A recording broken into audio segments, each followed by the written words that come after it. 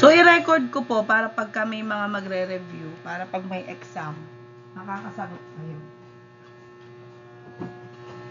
So, hindi na ako nag-on ng camera. So, good day po. No, ang topic po natin ngayon is, bago na naman, resource mobilization and team management. So, tanong ko muna, no, nakapag-handle na ba kayo ng, halimbawa, 'di ba, may mga may mga group project, group assignment, 'di ba? Tapos syempre, minsan kailangan may budget kasi may gagawin kayong project 'di ba? Naka-encounter na ba kayo ng group project kaya lang kulang sa budget or kulang sa members?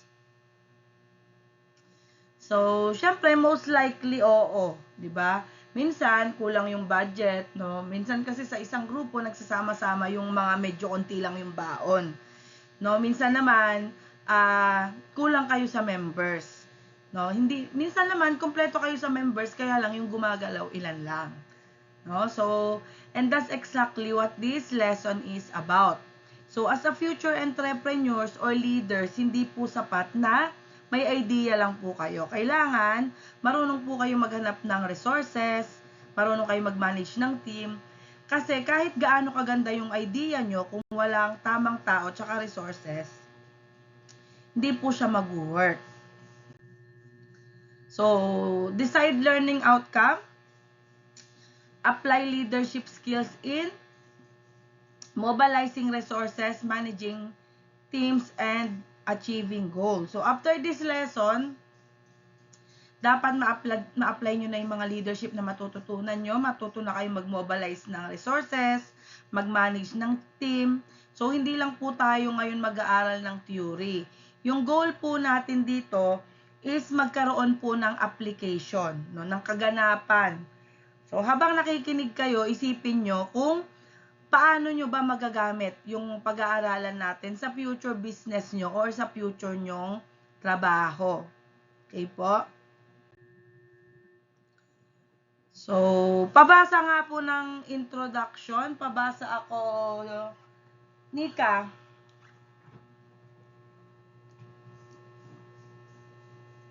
Yes, ma'am. Pakibasa nga. Kita mo ba introduction? Opo. Sige. Resource mobilization and team management are critical skills for entrepreneurial leaders.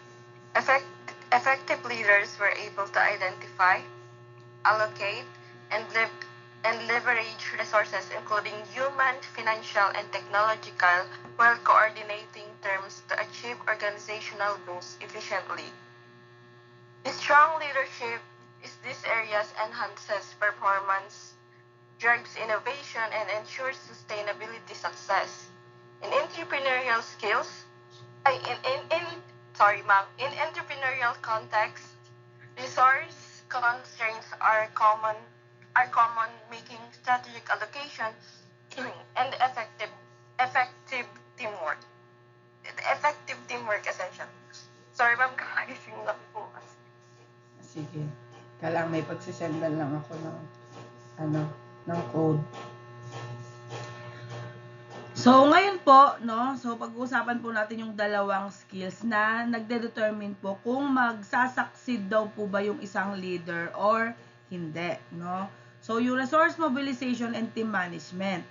So, isipin nyo po, kahit gaano po kaganda yung vision mo, kung wala ka pong sapat na resources, kung hindi mo alam paano i-manage yung tao mo, magiging drawing lang yan. 'Di ba? Halimbawa, gusto mong magtayo ng milk tea business. Kaya lang, wala kang budget. Or meron ka, kaya lang limited lang. So, 3 lang kayong magtatrabaho. So, kailangan nyo pang sumabay sa marketing ng malalaking brands. So, syempre, medyo may problema doon. So, doon na po papasok ang pagiging madiskarte mo. So, ayun po yung tinatawag nating resource mobilization. So, saan ako kukuha ng budget? Saan ako kukuha ng team? So, kailangan mo ng team management. Paano mo ba sila gagawin? So, halimbawa, class, kung meron kayong 50K lang na capital, saan mo siya muna gagamitin? Ano muna yung una mong bibilin? Ano muna, halimbawa, magtatayo kayo class ng business. Tapos, meron kang 50,000. Ano muna yung bibilin mo? Ingredients, equipment, o mag-i-invest ka muna sa marketing? Sige, sino gusto sumagot? Di ko kasi makita mag-ano na lang kayo, mag-on mic.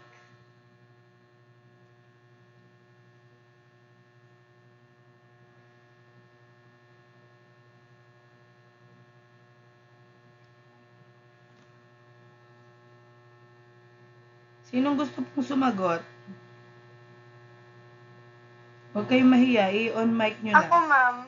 Sige, sino yan? Si Ebian ba yan? Opo, ma'am. Sige.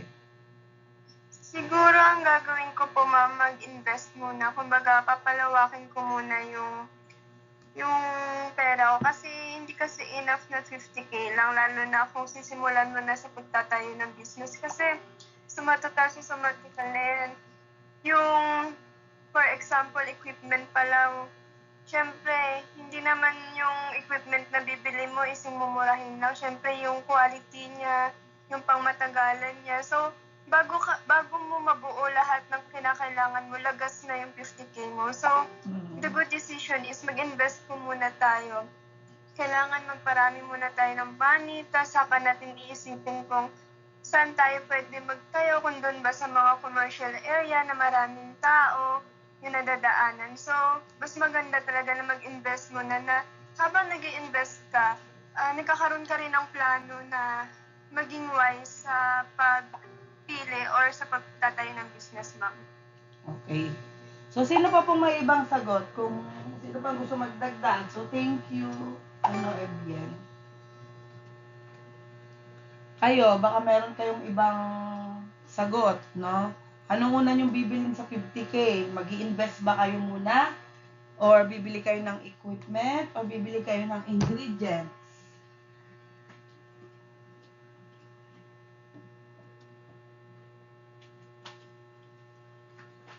Wala.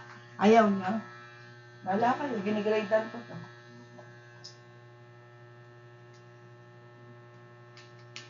Ako, ma'am. O, sige. Sino yan? Ikaw? Tyron, ma'am. O, si Tyron. Sige.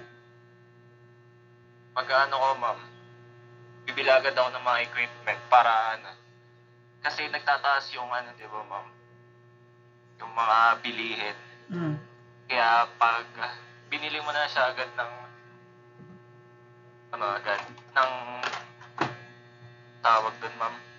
Equipment. Pag nabili mo agad siya, pag nabili mo na agad siya, hindi na ganun kamahal sa susunod, di ba, ma'am? Parang iipunin mo na lahat yung mga equipment mo para sa susunod na future. Hindi ka na mag-aana. Ganun, ma'am.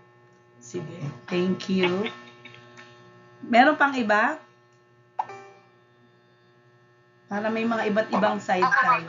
Try lang. Sino yan? Si Nika? Ako, ma'am. Sige. Hindi ka, ma'am. Sige. Kung ako, ma'am, may 50K, dun ako sa practical. Ang priority ko is, yun nga yung sinabi ni Tyron, equipment. Kasi, ayun po yung yung equipment, yung parang foundation ng business. Kumbaga sa mundo ng business, yung kumbaga sila yung tools. Parang it's kunwari oven or sewing machine, computer. Kumbaga yung equipments, yun yung mga nagta-translate ng vision into reality. So, ang reason kumbaga yung ingredients kasi are consumable at ang marketing ay kumbaga panandalian lang, but yung equipment po is an asset. So it is a long-term investment that ensure efficiency and consistency. So hindi po tayo pwedeng mag-risk kung walang equipment. Kumbaga meaning to say, hindi tayo pwedeng sabak sa gyera kung walang tamang armas, gano'n. So, kasi ang ingredients naman po, kumbaga ito yung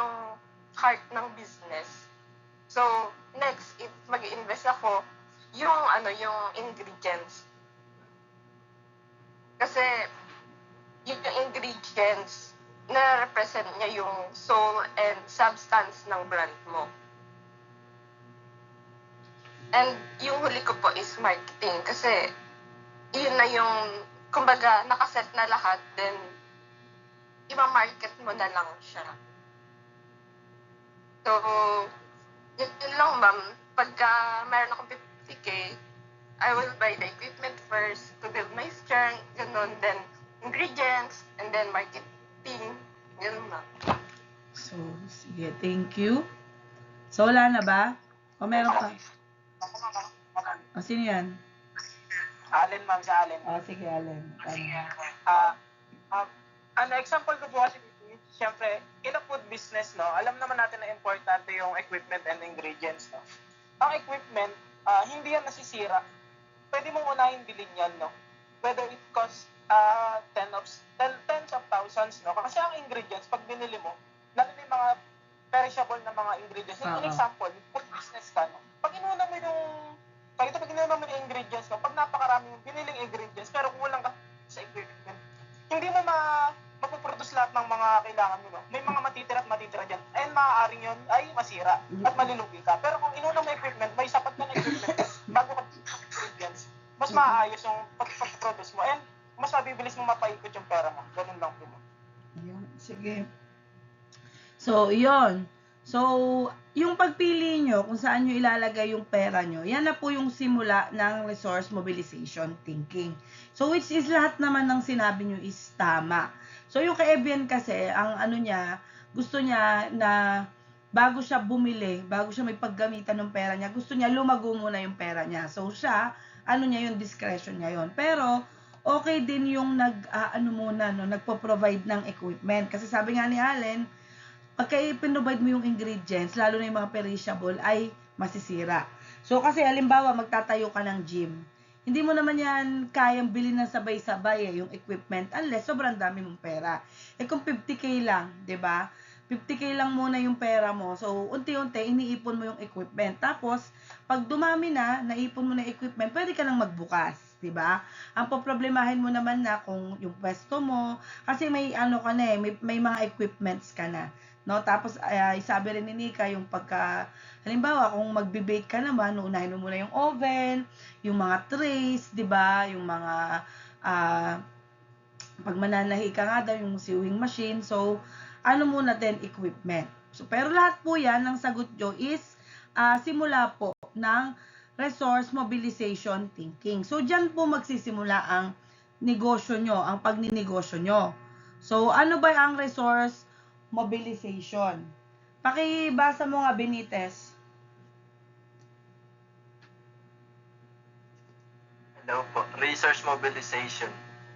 Resource mobilization is the process of identifying, acquiring, and efficiently using resources to achieve organizational objectives. So, in simple terms, ayan daw po yung process ng pagkuha, tsaka pag-identify, tsaka po paggamit ng ng tama ng mga resources mo. So, take note po, hindi lang yan basta pag-ipon ng gamit or pag-ipon ng pera. Dapat po efficiency. Halimbawa, no, 'di ba pag may project po kayong grupo may budget kayong 1,000 halimbawa. So, kung yung 800 pesos, ginastos nyo agad pang merienda sa Jollibee, sa pagkain, tapos 200 pesos na lang yung natira sa materials, anong result nun? Anong magiging result ng project nyo? Maganda na busog kayo para may energy kayong gumawa. Pero, baka yung output nyo naging putyo-putyo na kasi kinulang na sa budget, inunan nyo kumain. 'Di ba? Kung good leader ka, maiisip mo kung ano ba ang priority, 'di ba? Resource mobilization, 'di ba? Yung budget dapat ma-allocate mo ng tama kung saan-saan. Halimbawa, ito lang yung budget natin sa food. So hindi tayo pwedeng mag-Jollibee. Pwede tayong pansit canton na lang, tapos magsaing tayo basta para mabusog tayo, o kaya pwede tayong bumili pandesal, yung mga ganon, 'di ba? Para yung output nyo is maganda. Kasi hindi yun ang priority nyo. Hindi ang priority nyo is kumain ng masarap at mabusog. Pwede naman kayong mabusog kahit hindi sa Jollibee yung kinain nyo. Kasi yung pera na nilikom nyo para yun sa group project nyo. So yun ang inyong priority. Types of resources. So let's break it down. Huwag nating isipin na pera lang po yung resources. Kasi iba't iba po yung resources. Number 1 po is human resources. Ano-ano yan? Ito po yung skills ng team nyo, no? Yung knowledge, tsaka yung expertise. Sino ba yung marunong mag-layout? Sino ba yung magaling dyan magsalita? Yan po yung about sa human resource. May isa pa, financial. Siyempre, pagka financial, ayan yung tungkol sa capital, sa investment, sa budget. Diba? Ayan yung mga pangunahin mong iisipin. May budget ba? May capital ba? Physical resources, ayan naman yung mga equipment. No? Laptop ba yan, printer, or yung facility na gagamitin nyo, yung space na gagamitin nyo. Saan nyo ba yan? Ano bang gagamitin nyo? Court ba? Diba? Commercial building ba? So, yun po yun. No? Anong klaseng technology ba ang gagamitin nyo? So, physical po. No? Intellectual. When you say intellectual, patents, data, and organizational knowledge. Yung knowledge nyo, yung strategy na naisip nyo na wala po sa iba. Diba? So, social resources, networks, partnerships, stakeholders, relationship. Iyan yung underrated na mga connections. So, kung may kakilala po kayong supplier na nagbibigay sa inyo ng discount, anong resource yon? Social resources po yon. Minsan kasi, mas malayo po yung nararating ng maraming kakilala kaysa sa maraming pera. 'Di ba? The power of connections. 'Di ba? Minsan, bakit na-approvean agad yung yung pinapatayo niyang business? Mahirap lang naman yun kasi nga, marami siyang connection. 'Di ba?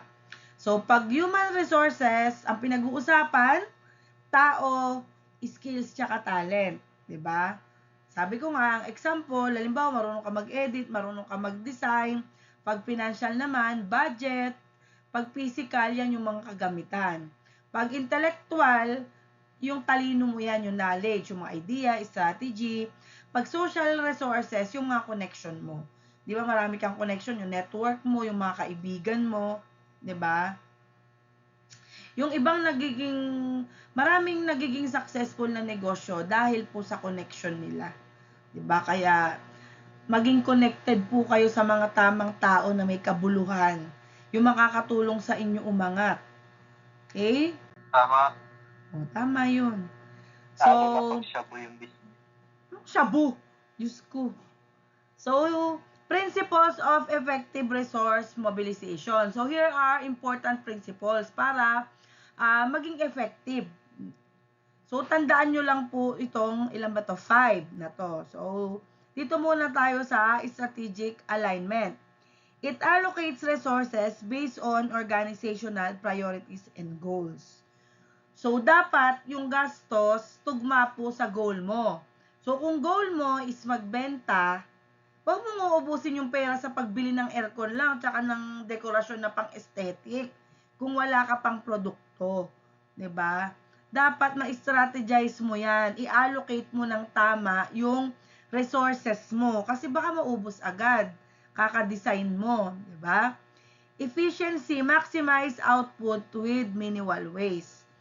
Magtipid ka pero dapat effective. No? Less waste, tapos dapat mas marami kang output. Dapat efficient. Sustainability, ensure resources and use responsibly and replenish when possible. So, wag mong uubusin yung lahat sa day 1 pa lang. Paano naman bukas? 'Di ba? Wag kang ubus biyaya. Dapat masustain. 'Di ba? Wag one time, big time. Flexibility, adapt resource allocation to change condition. So, pag nagka-aberya, dapat kaya mong mag-adjust. Dapat flexible ka. 'Di ba? Collaboration, leverage networks and partnership for resource support. So, pag nagnenegosyo ka or nagsisimula ka ng negosyo, mahirap talaga. Kaya nga, wag mong solohin yung hirap. No, partnership is the key. Kumuha ka ng partner, 'di ba? Huwag kang mag-alinlangan. Kasi baka kakasarili mo niyan, mabaliw ka, mapagod ka, itigil mo yung business mo. Pag may partner ka, 'di ba? So, strategic alignment, dapat align ka sa goal. So, kung gusto mo sales, wag puro decoration, 'di ba? So, lagi yung tatandaan, i-allocate nyo ng tama yung pera nyo. Huwag nyo ubusin agad yung naipon yung pangkapital sa negosyo sa isang buwan pa lang. Dapat, matuto kayong mag-adjust. Pagka nakita nyo yung benta nyo is mahina, dapat mag-iba ka ng strategy. Pag-aralan mo, baka hindi effective yung strategy na ginagawa mo. Tapos, kaysa mapagod ka, kasi di ba pag nagsisimula ka sa business, madalas talaga ikaw lang, ikaw yung kahera, ikaw yung manager, ikaw lahat. Gumamit ka ng partnership para mas maging magaan. Kasi baka yung makuha mong partner, may idea siya na makakatulong mag-prosper yung negosyo nyo. Di ba? Minsan hindi kasi okay na mag-isa lang. Tama ba? Sang-ayon ba? Di ata sang-ayon? Opo, ma'am. Opo. Depende siguro, ma'am, sa sitwasyon. Oo, depende. Pero madalas kasi, halimbawa, no, si ate ko, nagtayo nga siya ng samjihan. So, ang nangyari, ino-operate lang nilang mag-asawa yon. So, si ate ko, bago magbukas, ang bukas kasi nila, after lunch, niluluto niya lahat ng side dish, di ba? Kasi adli yun di ba?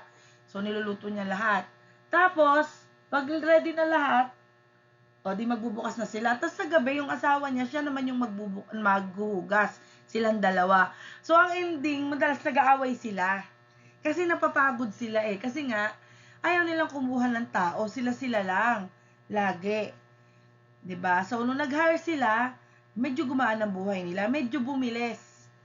Medyo bumilis yung process. Kasi nga, may katulong sila. Pero syempre, it depends nga sa situation. So, techniques and tools naman tayo. So, paano ba natin gagawin into real life? So, budgeting and financial planning. Ensure resources are allocated according to strategic priorities. So, dapat planado. Dapat plinano mo dapat yung bawat piso na ginagastos mo, na bawat ina-allocate mo, para wala pong masayang. Resource mapping, identify available internal and external resources. Siyempre, titignan mo muna kung anong meron ka na. Di ba? Baka bibili ka pa ng bago, meron ka naman na pala. May magagamit ka naman palang luma. Di ba? Kahit luma, working pa. So, makakatipid ka. May mas mabibili ka pang iba dun sa perang matitipid mo. Networking and partnership development. Engage stakeholders for support.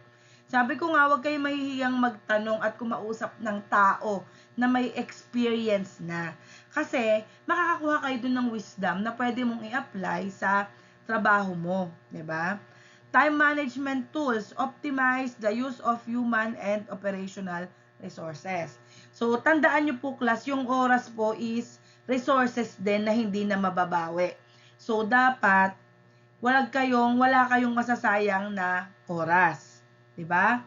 So, effective resource mobilization enables entrepreneurial leaders to overcome constraints and achieve objectives efficiently.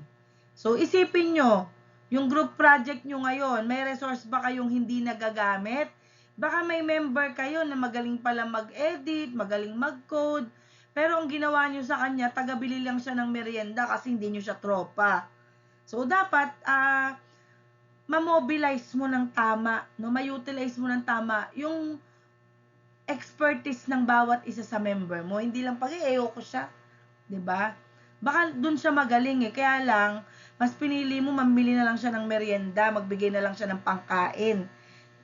'Di ba? Kasi minsan ayaw nyo malalamangan 'di ba?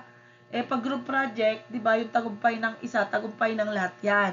So kaya tulungan, hindi lang isa. 'Di ba? Dapat lahat para mas maganda.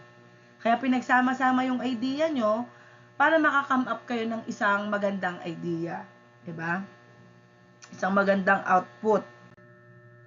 So, team management. So, pakibasa nga yung team management. Nandiyan ba si Jill?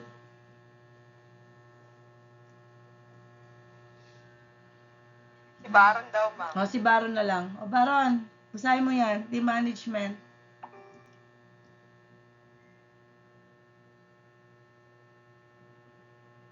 Si Baron, nag-basketball na yata.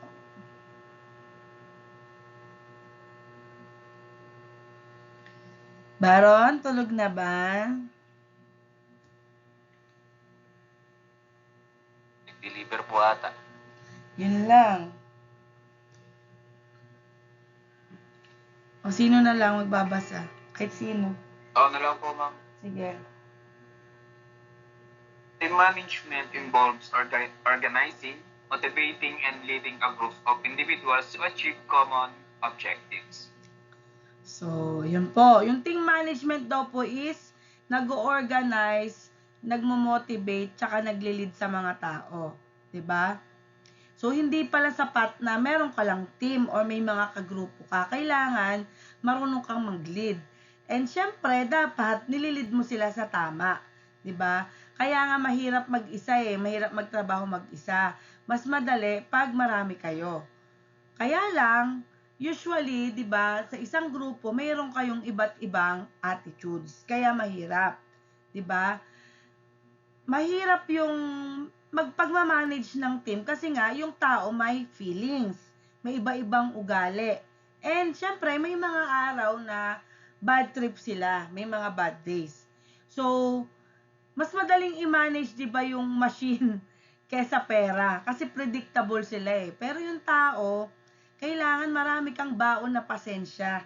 Kailangan marami kang strategy, yung tamang strategy para ma-manage mo yung tao mo ng tama, para ma-achieve nyo yung common objectives nyo. Sabi ko nga, kung ikaw ay owner, ikaw ay boss, ikaw ay manager, ikaw ay CEO, dapat ang turing mo sa mas mga bababa sa'yo sa subordinates mo ay para kayong pamilya, isang team.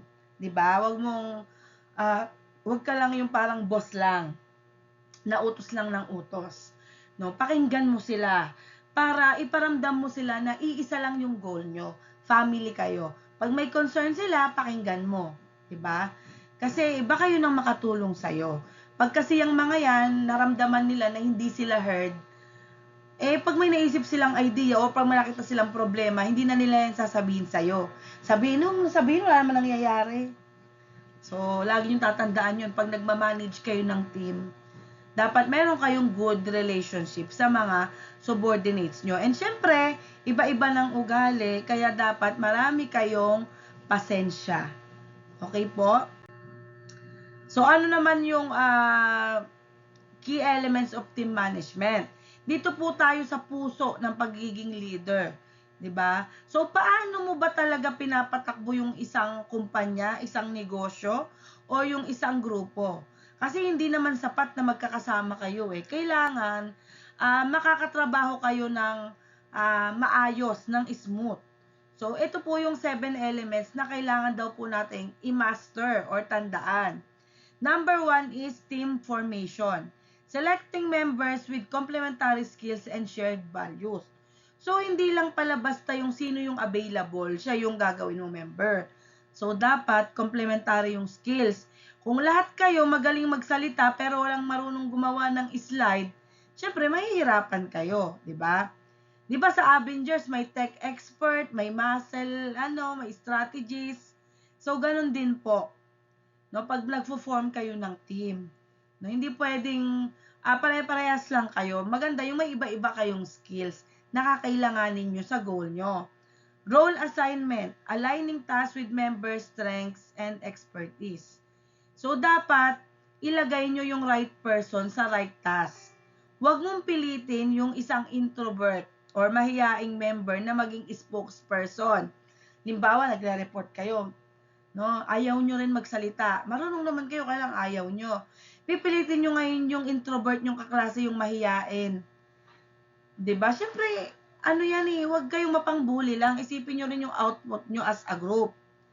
'Di ba? So, wag nyo nga hayaan na yung magaling sa math, pagdodrawingin nyo lang.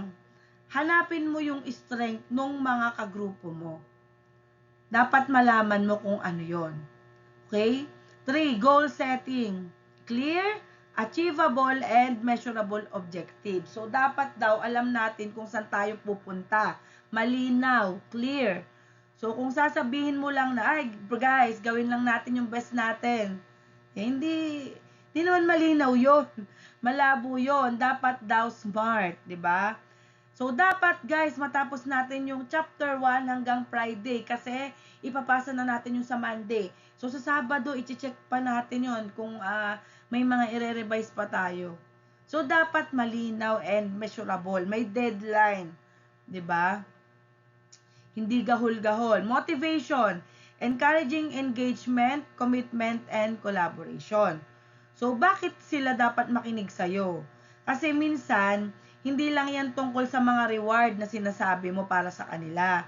It's about engagement. Dapat iparamdam mo sa team mo na mahalaga po sila, na may ambag sila. No, mahalaga yung ambag nila, yung opinion nila.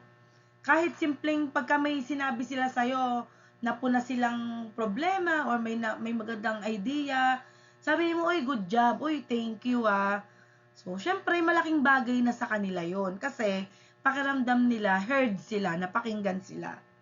Okay po? Communication. Ensuring transparency, feedback, and alignment. So, dapat walang sikreto, walang surprise. Diba? So, dapat transparent sa communication kasi minsan, dyan po madalas bumabagsak yung negosyo pag maraming tinatago. So, dapat po transparent. Kung may deadline na hindi kaya, sabihin mo agad, ay sir, hindi ko po yata kaya sa ganito. Para magagawa ng paraan. Huwag mo sasabihin yun kung kailan submission na bukas. Sir, hindi ko pala kayang matapos. Bukas na. So, maaga pa lang sabihin mo na para magawa ng paraan. Kung may mahanap na tutulong, 'di ba? Huwag yung gahol-gahol. Kasi kadalasan pag gahol, namamali. Walang output, 'di ba? So, conflict resolution, addressing disagreements constructively. So, ito tatandaan nyo. Sa isang organization or sa isang team, hindi mo maiiwasan na may misunderstanding or magkakaroon ng away-away. So, normal yon, but stay constructive. Kapag may nag-aaway-away na members or employees, huwag mo daw kakampihan yung isa dahil lang ka-close mo. Tingnan mo muna kung ano yung problema, kung ano yung issue, hindi yung tao. Tapos, ang lutasin mo yung problema, yung issue nila, yung pinag-awayan, para hindi na madamay yung buong team. So, ganun po. Dapat, ang dalalagi natin is spirit of ministry of reconciliation, no? Maging maayos. So, yun po dapat ang lagi nating dala as a leader, pag-ayusin. Diba? So, performance monitoring, tracking progress, and providing guidance. So, wag kang magiging ghost leader. Yung hindi porket nag-assign ka na ng task, ikaw hayahay ka na lang. Hahayaan mo na lang, maghihintay ka na lang ng output. Bilang leader, dapat ikaw yung nagche-check ng progress. O, kamusta na yung part mo? Ganyan, ganyan. And syempre, kahit leader ka, kailangan may part ka rin. 'Di ba? Kasi yung kamalian nila, kamalian mo din. Kailangan may maitulong ka din sa kanila. Okay? Kasi guidance is the key. No, iga-guide mo sila. Pag leader ka, hindi ka mag-uutos lang. Dapat iga-guide mo sila. Ikaw yung mag-guide. So, dapat, yung pinapagawa mo sa kanila, alam mo din. Kasi minsan itatanong nila sa'yo, sir, paano po ito? Ganito yan. So, iga-guide mo sila. Hindi mo sila ipe-pressure yung, kasi pag ganito yung mangyayari sa atin. O, bukas na yan pag hindi nagawa, wala tayong bonus. Yung mga ganon, wag yung mga ganon. Dapat yung, kaya natin to guys, no? Magtulungan tayo pagka nahihirapan, magsabi lang. Pagtulungan natin yung tapos na, pwede namang tumulong sa iba kasi isang team lang tayo. So, ganun po, no? Wag tayong ma-measure kasi habang nape-pressure, mas namamali. 'Di ba? So, class, aminin natin, 'di ba? Sino dito yung nakaranas na sa grupo mo, ano ka lang, pre-rider? Ano yung pre-rider? Yung kasama ka lang sa pagbuo ng team pero absent ka sa role. Wala kang ambag. Meron dito? Wala kang ambag sa project nyo, sa assignment nyo. 'Di ba? So, bakit kaya nagiging ganon? Minsan, hindi sila tamad. Minsan, as a leader, baka hindi mo nagawan ng maayos na role. O hindi mo siya binigyan ng role, kaya wala siyang ginawa. 'Di ba? Wala kang goal setting. Kaya hindi nila alam kung saan sila papasok. Kung ano ba yung gagawin nila. Kaya nakatanga lang sila. So, bilang leader, trabaho nating iset yung environment para wala silang dahilan. 'Di ba? Para walang member na free rider lang. Bigyan mo sila ng task bawat isa. 'Di ba?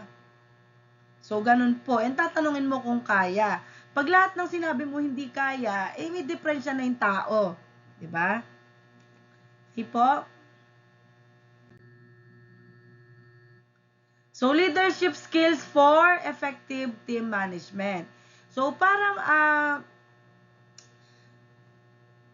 mas maintindihan natin, pag-usapan natin yung skills na dapat nating i-develop sa sarili natin. Kasi sabi nga, 'di ba, leaders are not born, they are made. No, they are made daw. So, kailangan po natin para maging effective is delegation, assigning tasks effectively and trusting team members. Sabi ko nga, dapat may proper delegation. Hindi mo kailangan maging superhero na aakuin mo lahat. Ako. Tapos pag magrereklamo ka, 'di ba? Minsan kakaako mo, pagod nga ako eh. Ako na lang lagi. 'Di ba? Ang dami mong alam, ang drama-drama mo. 'Di ba? Kasi nga, kala mo superhero ka, nakagaling-galing mo. Kasi nga, ikaw yung nagli-lead.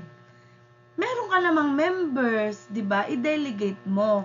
So, yung leader, bilang leader, para hindi ka ma-burn out, mag-delegate ka. I-assign mo yung task. Kasi, mahirap yun pagka ikaw lang. So, dapat magtiwala ka sa tao mo. Huwag kang maging micromanager na bawat pawn size ng gawa sisitahin mo.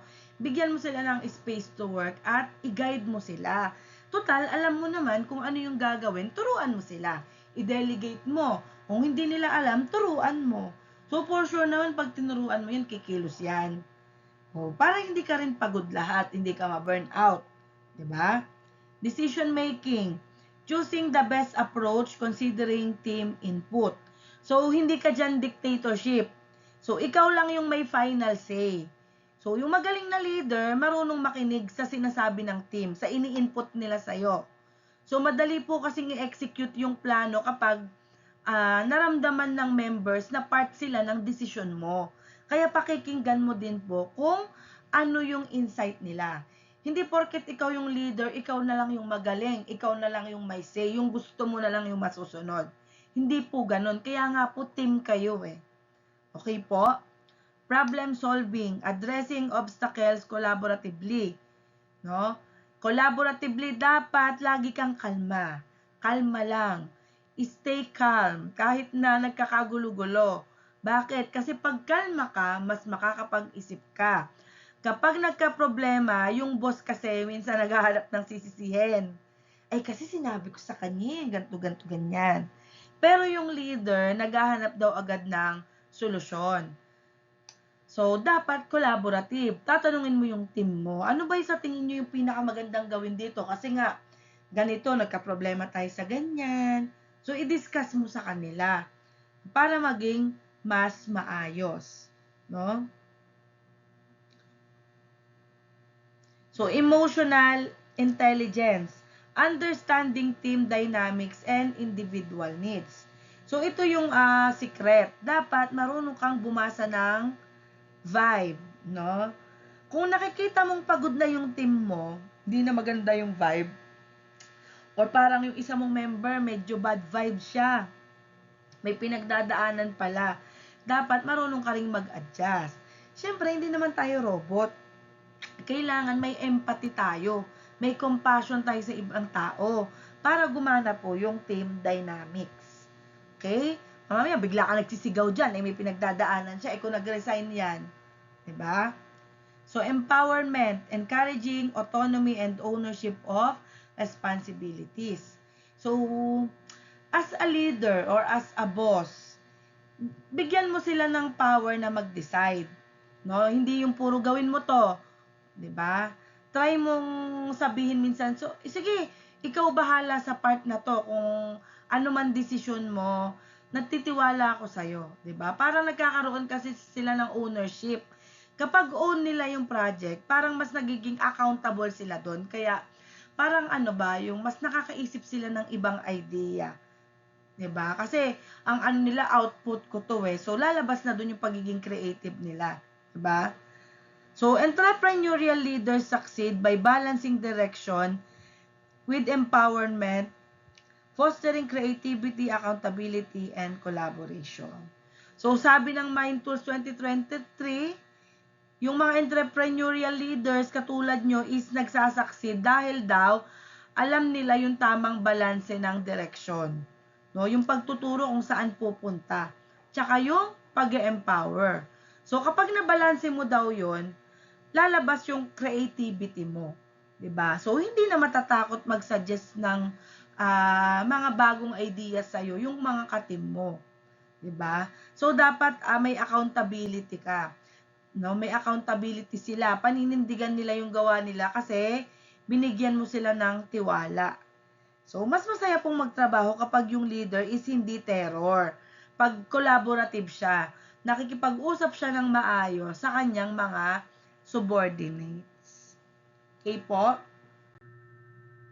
Dito naman po tayo sa team development and stages.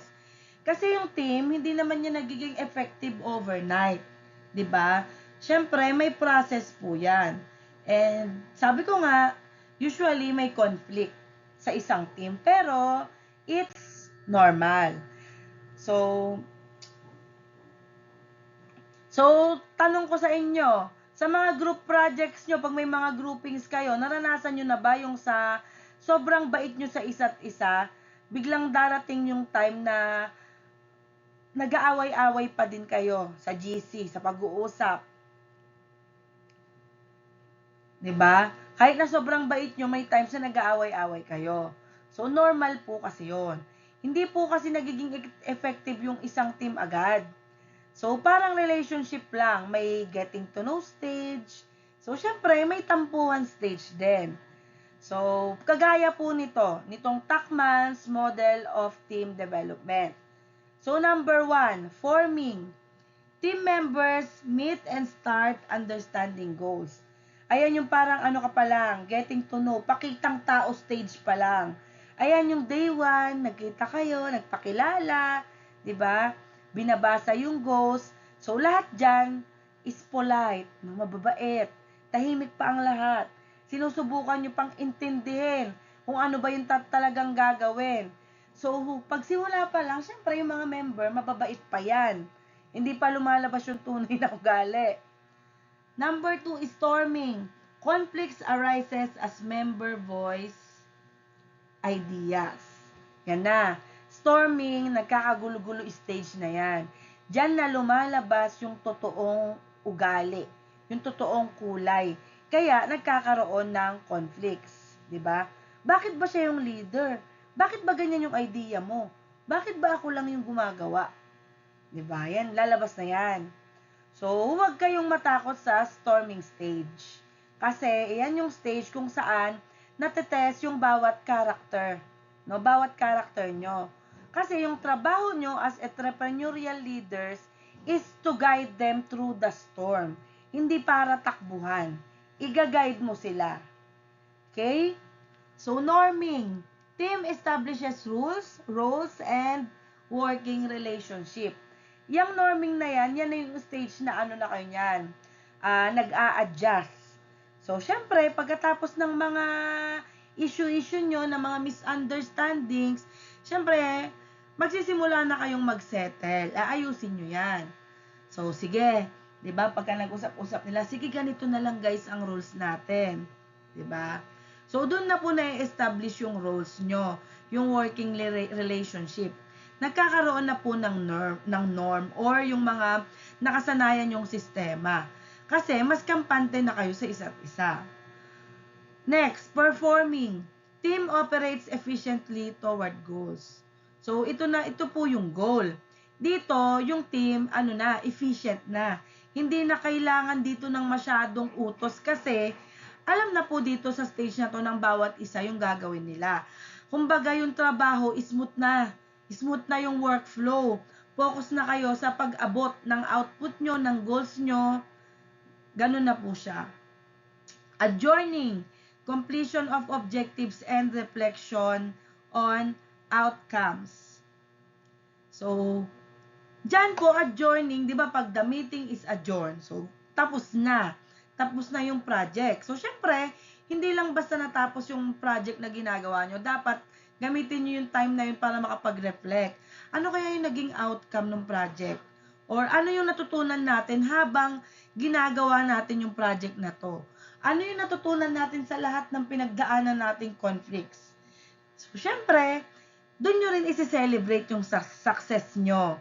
'Di ba? Bilang isang team, 'di ba? Success ng project nyo, 'di ba? So, bakit kailangan yung malaman, 'di ba? Itong 5 na 'to bilang leader. Kasi nga ikaw yung guide. Kapag nasa storming kayo, kailangan mong mag-mediate muna. So, kapag nasa performing na, kailangan naman ma-maintain mo yung momentum. Kasi entrepreneurial leaders don't just wait for the team to be good. They guide the team, no? So, through these stages to maximize performance. Kaya kailangan nyo yung 5 na yan. Diba?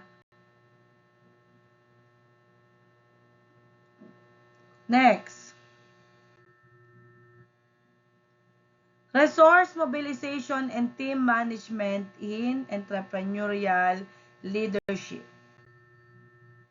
So, ayan po. So, dito, itatahi na natin lahat ng pag-aralan natin mula po sa resources or sa gamit hanggang sa team, sa mga tao. So, ito na po yung kung paano ba maging mahusay na leader. So, entrepreneurial leaders integrate resources mobilization and team management by, ayan, diba?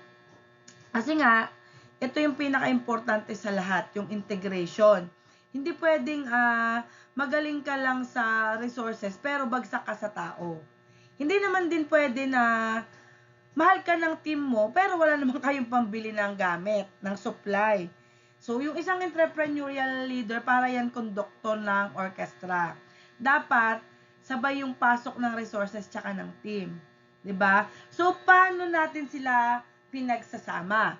So, first, allocating resources to priority projects. So, hindi porket may pera ka or meron kang resources or may gamit ka, gagastusin mo na sa lahat. Yung leader yung nagde-decide. No? Halimbawa, as a leader, sabihin mo, guys, sa marketing muna tayo ngayon kasi kailangan natin ng customer. So, ang priority management is resource management. Next, ensuring team alignment with organizational goals. So, dapat alam ng team mo bakit sila nagtitipid o bakit kailangan nating gamitin yung specific tool na yon. So, kapag po kasi align yung team, hindi po sila manghihinayang sa effort na bibigay nila. Okay po? Next, building a culture of accountability and innovation. So, accountability, ibig sabihin po niyan, kapag binigyan ka ng budget, paninindigan mo yung resulta. Kasi binigyan ka ng budget eh. Yung innovation, kahit konti lang yung resources na makuha mo, paano ka magiging creative para magtagumpay ka sa binigay sa yung resources? 'Di ba? So, next, using collaborative decision making. So, wag mong solohin yung pag-iisip. Minsan yung team member mo may alam pala kung saan mas murang supplier or may alam siyang mas mabilis na paraan. 'Di ba? Next, monitoring progress and adapting strategies. So, halimbawa, ikaw nakita mo, na-monitor mo kasi paubos na pala yung resources. Kaya lang, ang problema, paubos na yung resources, malayo pa kayo sa goal nyong output. So, wag mong pilitin. Matuto kang mag-adjust. Mag-isip ka ng paraan. Dapat, flexible ka. So, mag-ano tayo ng example para mas intindihan nyo. So, imagine niyo ayan sa example natin. Nag-launch kayo ng tech startup pa lang. O kahit simpleng online shop lang. Kaya lang, yung situation, limited lang po yung budget nyo. Halimbawa, yung limited na yun, 20,000 lang. So, anong gagawin mo, 'di ba, as a leader? So, syempre, ang gagawin mo, ile-leverage mo, no? Leverage limited funding. Imbes na mag-rent ka ng office, sa bahay ka lang muna. Or mag-online ka lang muna. Resource mobilization po yun. Tapos, syempre, dapat i-delegate mo yung task according sa skill. So, yung magaling sa social media, siya po yung magmamarket. Yung magaling sa inventory, siya po yung hawak ng stock. So, doon na po gagana yung team management. Diba? So, paano naman natin gagamitin yung networking? Gagamit ka ng connection para makakuha ka ng discounts or free promotion. No? Hanap ka ng social resource mo. And syempre, imo-motivate mo na yung team mo. So, kahit puyat, tsaka pagod sa pagpiprepare ng product launch kasi mahirap yan pag maglo-launch ka pa lang ng product. So, dapat pinapanatili mo na mataas po yung moral nila. Kasi naniniwala sila sa vision mo eh. 'Di ba? So, anong result nun? Syempre, magiging successful yung product launch mo. So, hindi na nila kailangan gumastos ng milyon. Dahil, nagamit ng tama yung mga tao, 'di ba? Yung resources, no, na manage yung team and na manage po yung resources. No, naintindihan nyo? So kayo, may tanong ako, kung kayo po is leader sa startup na to, yung binigay kong example, tapos nakita nyo 1 week bago nyo i-launch yung business, kulang pa pala yung budget nyo para sa delivery. Anong mas uunahin nyo? Maghanap ng bagong resource? Maglo-loan ba kayo or magne-networking kayo or kakausapin nyo yung team para mag-isip ng diskarte o bagong strategy? Sige. Sinong gustong sumagot?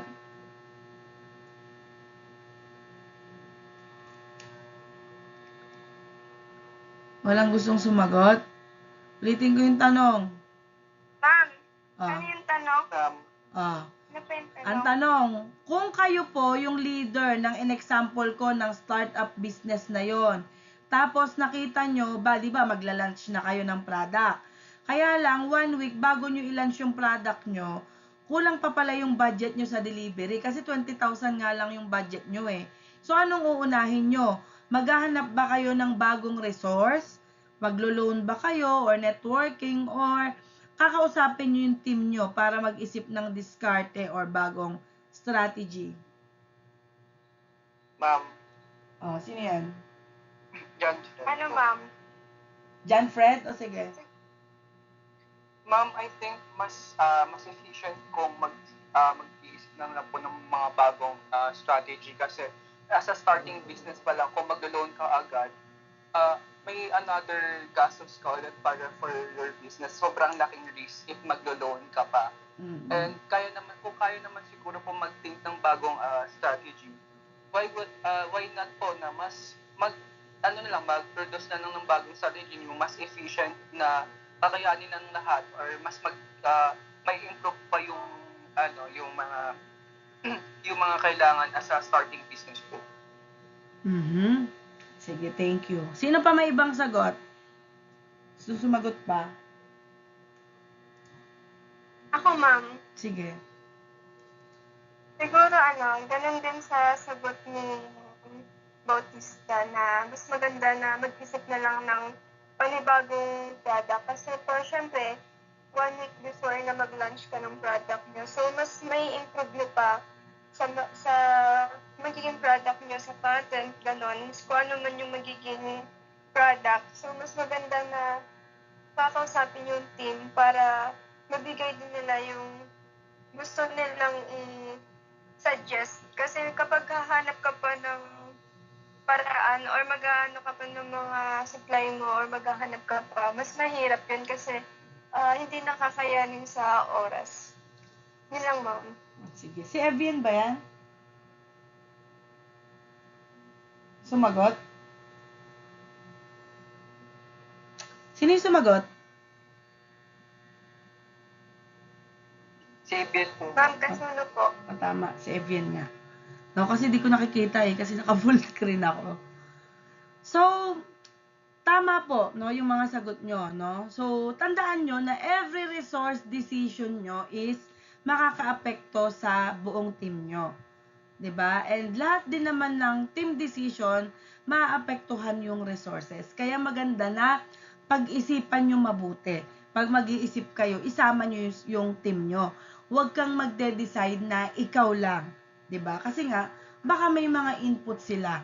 Baka may naisip sila na hindi mo na-consider, 'di ba? So, pwedeng mapahamak ka. Kagaya nga nun, 'di ba? Ay, mag-loan tayo, no?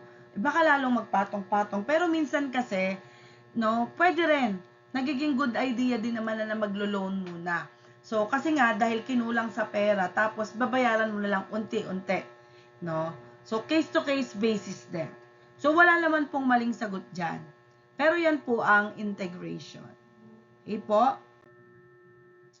So, para po sa huling part ng ating presentation, so, ito po, yung mga best practices or actionable tips.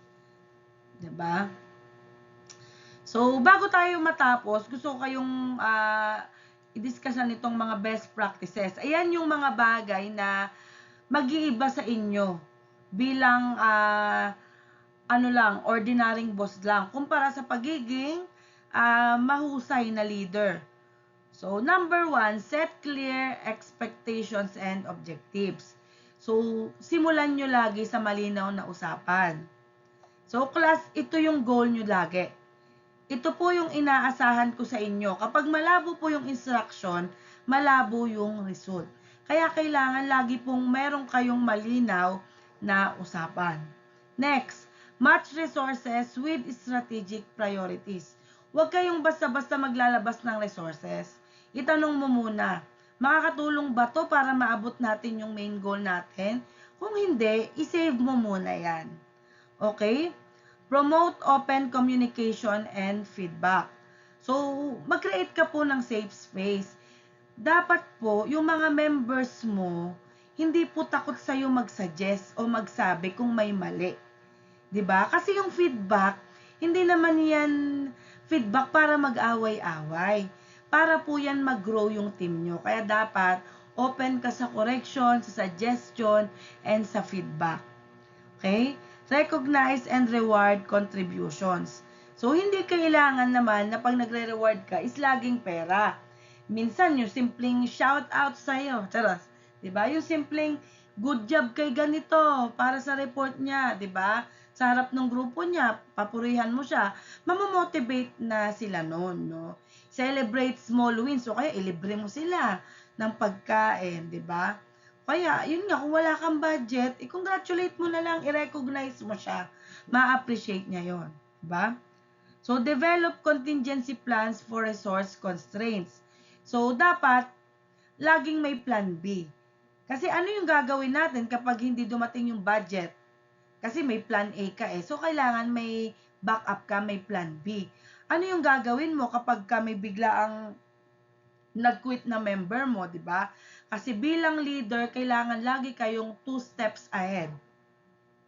Okay? Encourage team learning and skill development. So, ang resources mo, nag-i-improve din. Kaya hayaan mong matuto yung team mo ng bagong skills. Mag-invest ka sa kanila. Huwag kang magtipid. Pa-attendan mo sila ng mga workshop, ng mga seminar.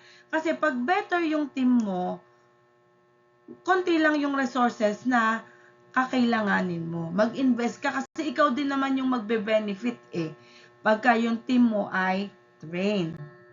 So, to wrap it all up, tandaan nyo, no, resource mobilization and team management are the backbone of entrepreneurial leadership.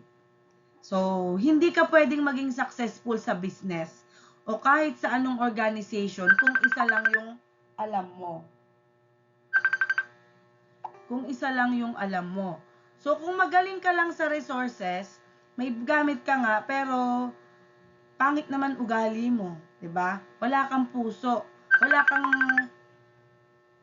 wala kang gana sa team mo, 'di ba? Kung magaling ka lang sa team management, naman mahal ka ng mga ka-team mo, pero wala naman kayong budget para lumaban, kulang pa din, 'di ba? So, effective integration of these skills ensures na organizational objectives are met. 'Di ba? Dapat yung innovation is fostered. Nakakagawa kayo ng bago. And, syempre, long-term success is achieved. Hindi lang tayo pang isang araw. Dapat pang matagalan. 'Di ba? So, class, as young entrepreneurs, tsaka mga future leaders ng Maribeles, tsaka ng buong Pilipinas at ng ibang bansa, no?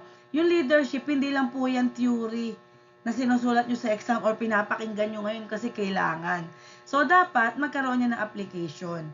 Ma-put it into practice. So, simulan nyo na ngayon, no? Sa paglilid nyo sa mga group projects na naka-assign sa inyo, sa mga organizations nyo, sa YEC, no? At kung saan, kung mas meron sa inyo, nasa barangay, 'di ba? And sa sarili natin. 'Di ba? Syempre, kung hindi daw natin, yung sarili natin, hirap tayong ilid. Paano pa tayo maglilid ng iba kung sarili natin, hindi naman natin malid sa tama, 'di ba? So, kung kayo, magiging leader kayo ngayon, anong leadership style ba? Di ba, may mga natutunan tayong leadership style. Di ba? I-apply nyo yun. Ano yung gagamitin mo para hindi ka agad sumuko? Di ba? Pagka hirap na kayo ng team mo. So, pag-isipan nyo yun. So, leadership is a choice. Make every single day. So, ayun lang po ang aking discussion.